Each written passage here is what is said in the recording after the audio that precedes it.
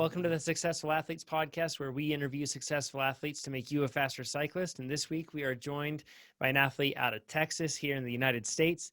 We have Brad Kundracik. How's it going, Brad? Good, man. Good. It's good to see you. Good to be here, man. Yeah, I appreciate you taking the time to do this. You actually, so there's a thread on the TrainerRoad forum, which is trainerroad.com/forum. And it's called Your FTP Improvements thread. And tons of people are constantly posting their FTP improvements and how they did it. And lots of conversation goes on in there. And I saw yours, and yours stuck out in particular to me because you had a pretty substantial improvement. So I'll just kind of recap this, and then we're going to get into your background. We'll also get into things like, the specific things that you did and what you noticed helped you best in terms of, improving that power to weight ratio and all that, because that's exactly what we all try to strive for. So, Sure. but first, if you want to be on this podcast, you can send, for now at least, and in the future, if you're listening to this in the future, chances are there's a better way to do it. But you can send me an email, just jonathan@trainerroad.com. I'd love to hear how TrainerRoad has made you a successful athlete. So let's get into it. Your FTP back in April 2019 was 268. And then now you're all the way up to you're up to 365, which is super impressive. And you're down 30 pounds. So that's a huge increase. We're talking like 100-watt increase, big numbers. So first, give us a little first of all, how tall are you, to give people some point of reference? And then when did you discover cycling? I'm 6'3". When I got into TrainerRoad, when I started cycling, I was 268 pounds. I had a career change, and I moved to where I was working more out of an office and stuff, and I kept putting on weight. My wife works evenings, so I'm at home with our two little girls, and I was just I couldn't. I was out of breath all the time. I wasn't sleeping good. I just didn't like what I had become, man. So I had lifted, my whole life, lifted weights and been active, but I was still doing that. But as I was, sitting at an office, I was becoming more and more sedentary, and I didn't have time to really work out when I got home, because I was home with two little girls too. At that time was like a 2-year-old and a 5-year-old. So, I mean, I was busy. But I started going, I saw an advertisement for a spin class. And I started going to a spin class, and it was one of those where you could kept track of your points, a leaderboard and stuff. And I got it so I could get in there and compete, and it kind of fueled my competitive fire a little bit. And I started winning. And then I think it was a Thursday. I just happened to be off work, and somebody had asked me if I rode, and I said, no, not at all. I just come here. And they're like, well, you should. And it just kind of got me thinking. I grew up in a little town outside of Wichita Falls, Texas, and Wichita Falls has a thing called the Hotter Than Hell 100, and I never rode in it. And so this was in June. This is about June 20th, and I went and bought a bike that day and started training, man. And 2 months later, I rode a century ride. It was slow. I mean, I wasn't very fast. At that point, I could ride all day and not ride out of sight. But I completed it, and that just kind of snowballed from there.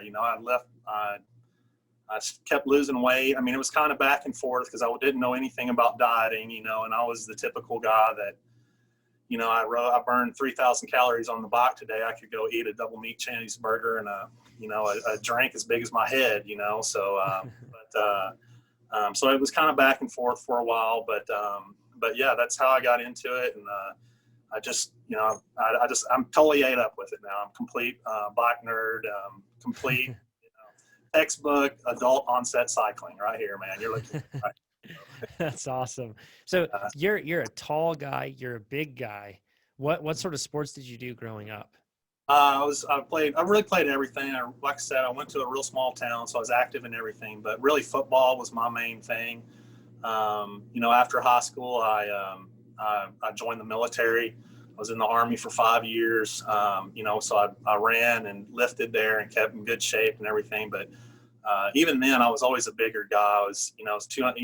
I'm one of the few guys that actually gained weight at basic training. I went in at like 205 and came home at like 212. But after that, I walked on and played a little bit of sports in college, but you never really worked out. And I played rugby just because I like to compete and the physicalness of it. But I always stayed active, I always lifted weights like a football player and everything, but never really got into anything really kind of endurance sports after the military. I just ran all the time in the military, but yeah, that's mainly football. Always lifted like a football player. Thought of myself as a big, strong guy, and wanted to act as such. So yes, sir. That's awesome. So a big person doesn't often like if you was cycling hard at first, I guess you went from a spin class where like your power to weight probably wasn't considered a whole lot. And then all of a sudden it's like, man, like, you're outside, you're climbing with other cyclists. Was that difficult or discouraging at first for you? It was difficult and a little of both. It just I felt real kind of self-conscious at first because I squeeze into the cycling pants and the kit, and I had, I didn't look good in it, I didn't look good in it, but I noticed that, when I do events that, because I was so wide and everything that when I would be riding, I'd look behind me and I'd be pulling, 10 people, everybody wanted to tuck in behind me. And then they'd leave me on a climb, so, but it was hard and it was intimidating at first, but I knew I wanted to do it. I had that goal in mind and I knew this is something I wanted to do. So I just had to put my nose to the grindstone and keep getting after it, Yeah. The goal mattered more, right, than any of the distractions or anything else. So when did you start training with structure on the bike, like getting more data driven about how you were doing it?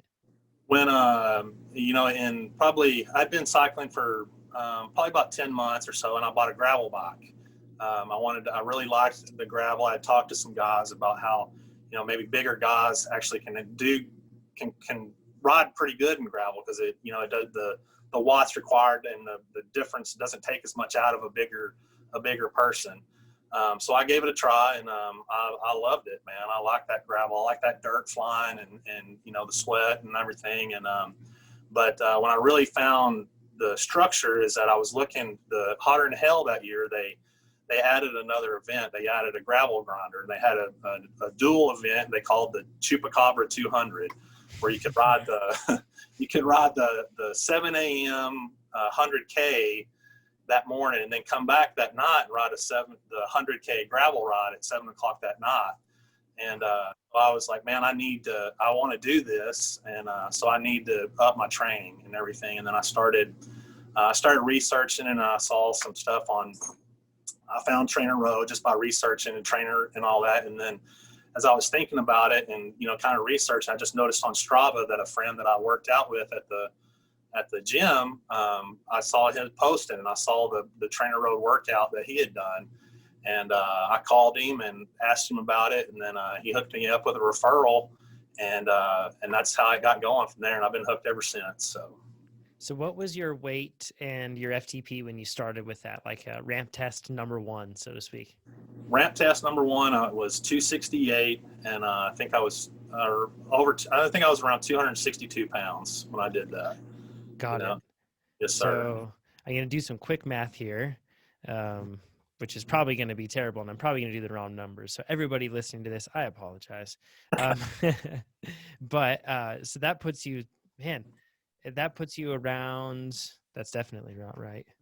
Let me see. Here we are. 8 divided by 19. There we go. So you were right around like 2.3 watts per kilogram when you started. Slow. So yeah, that was the starting point. So what was hard about structure at first, and what sort of training did you follow?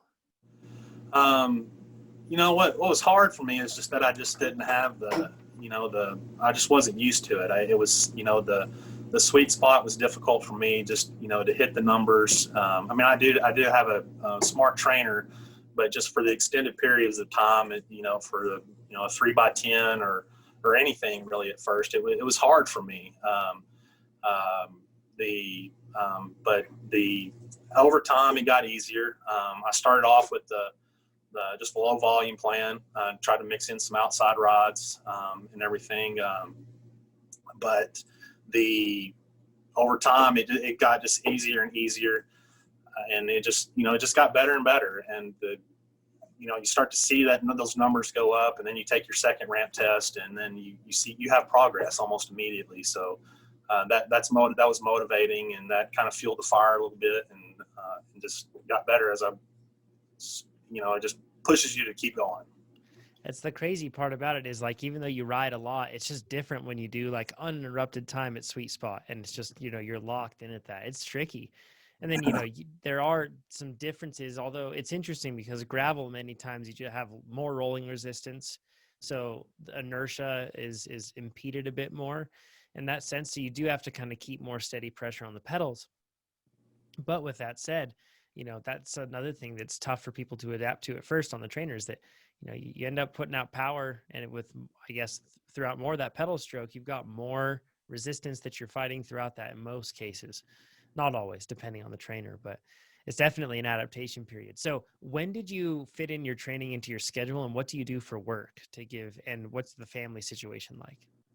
I primarily at that time was riding in the mornings early. The only time I had was at like 4 o'clock in the morning. My alarm would go off about 5 till 4, and by 4:15 I was on the trainer, because that was the only time that I had. My wife, I work for a construction company.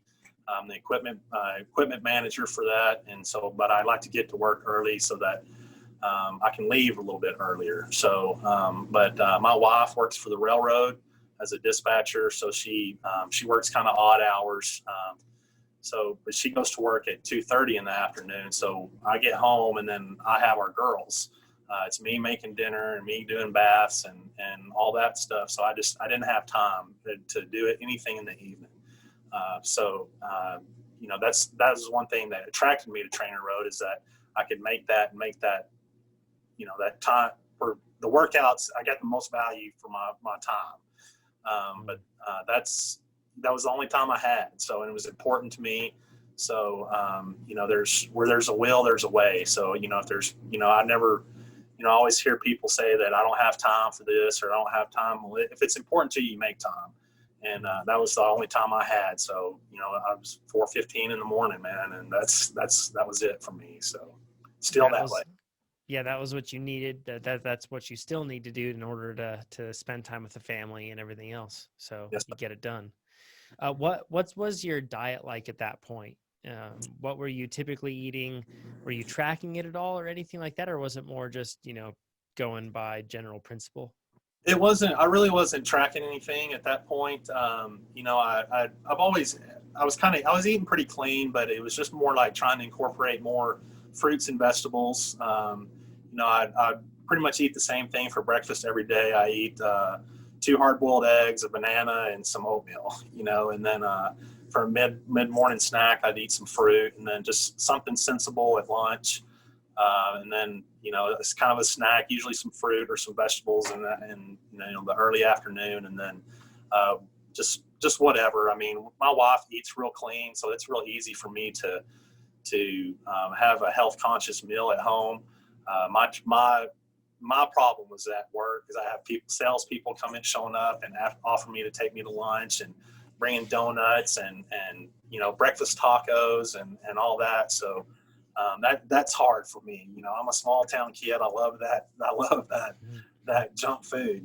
Just like everybody does. But I never really started counting calories or anything, because I didn't want it to be. I have enough stress in my job and family life, and I didn't want it to be like that. I didn't want to lose weight super fast. I was more concerned about, a long-term lifestyle change, rather than just try to do it all at once, and try to play the long game here. So and it worked out. It's worked out pretty good. It wasn't and to be honest, some of the weight loss wasn't as fast as I wanted it to be, but it's worked out, man. It's been a steady, slow decline, and it's still going. It's still going. So it's been good. How did you fuel those early morning workouts? That's a common question that we get from a lot of people. They're like, well, what do I do if I I don't really have time to get up and eat and then let my food process and then get on the bike. To be honest, I didn't, and it was and looking back, it was a huge mistake. When I was in the military, you get up and you do PT in the mornings, but you just roll out of bed, shave, brush my teeth, and go run. So I was used to doing that kind of stuff fasted. So I thought that I didn't need to. I thought my body could train for it and everything. But over time, those workouts were getting harder and harder as my FTP started increasing. And it just, I started fighting that to where it was increasingly heavy fatigue. It took me forever to get over a workout to recover. But once I decided to, I started, once I started fueling my workouts, I started with just adding like my drink, like a kind of a carbohydrate mix, that I would drink that had a few hundred calories in it. I'd eat either a banana or like a little Fig Newton fruit bar or something just to get, and it made all the difference in the world, and now I do it religiously. I try to make sure I'm fueled up for those workouts. And that's when my FTP really started shooting up is when I started fueling my workouts. Yeah, I've noticed that too. It just feels like, it feels like you're cheating compared to not having it. It's crazy, like how helpful it is. And it's funny that you mentioned the fact that, like at that point your FTP started going up because you're still doing the work, and you're getting the workouts done, but there's something to it. Like, so when you give your body enough fuel to do the workout, you're also giving your body more fuel to be able to recover and adapt. And as you give your body that more fuel to be able to recover and adapt, it's then easier for it to basically get more out of the subsequent workouts that you end up doing. And it all compounds. And it also, man, I've noticed too, I don't know if you noticed this, especially like with the early morning workouts, but if I do like an early morning workout and I don't fuel that workout, I feel starved afterward. And then like my eating patterns for the rest of the day are like thrown off and I make terrible decisions. I'm like, I'm starving and I need a gigantic thing of French fries. I don't just need something sensible. I need something bad. Did you notice that too? Yeah, absolutely. Absolutely. It leads to bad eating for me. But it's not just how you feel.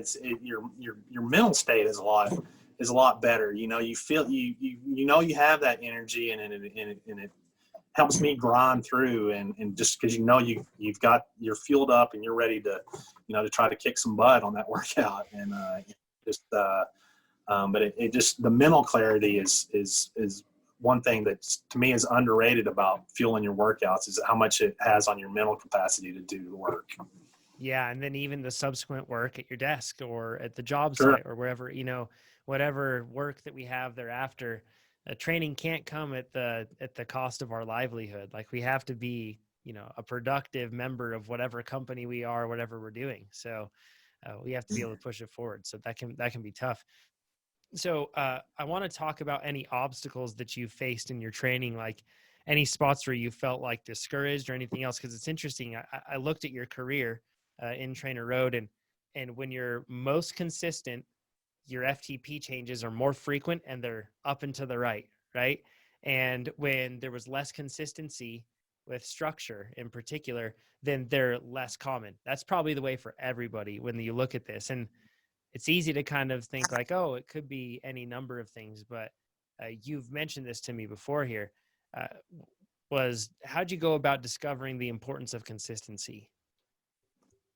Um, you know, I, I took a break, at the end of, I think January. So I took a little break from structure.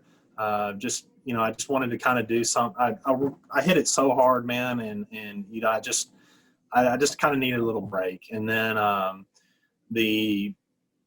was still getting on the bike. I was still riding, but there wasn't any, I was just riding. I was just riding a bike, which in some cases is fine, to reset and everything.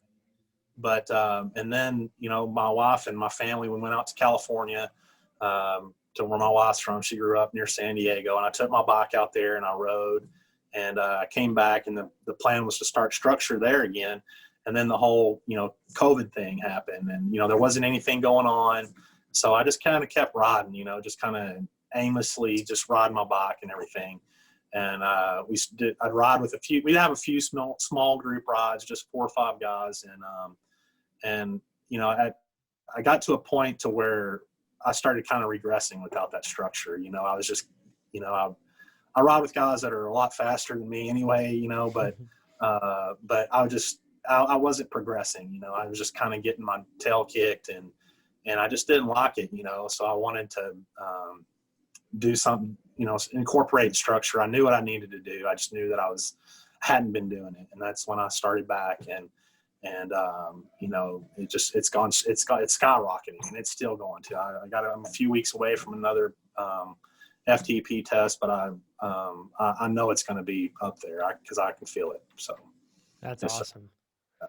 So for you, without having goals right now, or without having races right now to attach your goals to, what are you doing? Because I think that's probably an interesting thing to focus on for people, particularly if they're listening to this podcast amidst the pandemic. But even after the pandemic, we'll all find ourselves in situations where an event will get canceled or just plans change. So how have you managed that motivation, and what are you using for motivation right now? I to me, it's just about getting better. I mean, I know that I'm not to where I want to be. Um, uh, Seeing improvement from where I was to where I am, and I'm still not fast. I'm just a normal everyday guy. I'm not I'm not nothing special, but I've improved a ton, and that fuels me. I've always wanted, when I first started riding, first started getting into structure, I wanted to be a consistent, go out on any group ride and average 20 miles an hour or any event. So, and I'm there now. So now I want to keep pushing. So it's that that success breeds more success, and as far as no events and everything, it's just, to me, I want to get better because I want to keep doing that because this may seem kind of cheesy or whatever, but I know my kids watch me, man. I know they see me, and I don't want them to ever think that their dad is a sissy, so to speak. I just and so I want to, if I'm out there trying and setting a good example of how to be a good dad and a fit dad, it makes me a better father, a better husband, and everything. And that's what pushes me. I've got a little boy on the way that'll be here in a few weeks, so I'm just I'm really excited about that. And it's just, I don't want to ever have him to look back and be like, oh man, dad was out of shape or whatever. I want him to always look back and like, man, my old man was something, man. And he's old, but he can still ride a lot of people into the dirt. So I mean, that drives me. I'm a family guy, and that's important to me. That's awesome. I feel like that's probably really relatable for a lot of us. Even if we don't have a direct family that's counting on us, chances are there are other people that are always looking to us for an example, and that's a great motivation. Because it doesn't push us to be anybody that we aren't. It just pushes us to be the best version of ourselves. And I think that's an important thing to do, because it can get tough to do that, because that's a hard thing to do. But it's important to always push against that, so to speak, so you're getting stronger. So you're up to 365 roughly on FTP now. Yes, You sir. dropped, I think, 30 pounds as well. Yeah, a little over 30 now. Yeah, I've Wow. actually put a few pounds on. My wife's pregnant, like I said, so Yeah. I don't want her to gain all the weight. It just wouldn't be fine. Fine to be a good husband, but not much, just 3 or 4 pounds. But but yeah, really, if you look at my whole cycling, it really almost 40 pounds, but Wow. definitely at least 30, a little over 30 since I started TrainerRoad. That's amazing. So that puts you over 3.5 watts per kilogram now, and that's seriously impressive. I mean, we're talking there.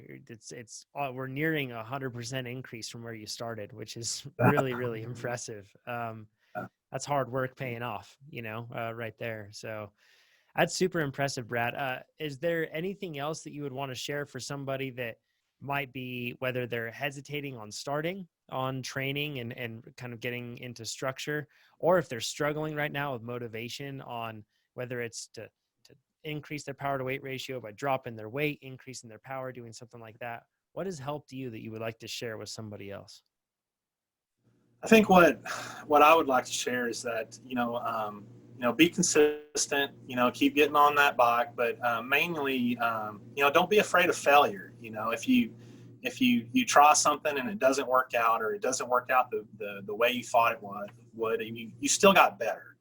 Maybe you didn't ride that event, or maybe you didn't test as high on that ramp test that you thought you were. You're still getting better. You're gaining, whether it's in your mind or anything else. You're gaining experience, and sometimes that experience goes a long way.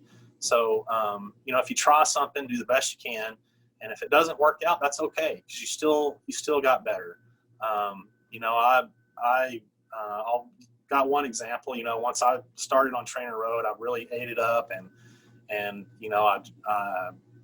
started ramping up my volume. And I did too much, man, and I just completely overdid it. And I took a couple days off and everything, but I didn't get down or anything. He's like, okay, I did too much too fast. And now I use that, now I have that experience to fall on, to tell somebody else about, or to use it in some future, when training for another event here down the road. But just keep, don't worry about don't be afraid of failure, because there is no effort without shortcoming. And just keep getting better, and keep trying, keep doing the best you can, and the results will follow, man. Just try to focus on being the best version of yourself, and that's, as long as you do that, then you can walk with your chest stuck out and be proud of yourself. So That's awesome. Thanks, Brad. I appreciate this. If people want to get a hold of you, is maybe the best way is through the forum? The forum, I'm on Strava, all that. I'm a shameless plug, but I got a little an Instagram page. It's just B Kundracik on Instagram, and it's just pictures of my bicycles, and I still like to catch fish every once in a while. So it's just it's just maybe some pictures of some barbecue or something, but it's nothing like that. But like I said, I'm just a normal everyday guy that just wanted to try to improve and try to be the best rider that I can be. So if I can do it, then a lot of other people can too. That's awesome, Brad. It's a good note to end on. I appreciate this, man, and good luck moving forward. Keep us posted. And for everybody listening to this, if you want to get in touch with Brad, like you said, those are the channels to do it. You'll be able to find the links down below in the description. If you want to be on the podcast and share your story as well, you can do so. For now, just email me, jonathan@trainerroad.com. And I assume that in the future, if you're listening to this, you'll probably also be able to go to trainerroad.com/podcast, and you'll be able to work your way in and find a spot to be able to submit your story there as well. I greatly appreciate that if you do that, because I love hearing all the stories and the inspiration. It's really cool. So with all that said, check out trainerroad.com to get faster, just like Brad did. That's exactly how he got faster. And I'm sure that it's waiting for you to make you faster as well. And we'll talk to you all next time. Take care.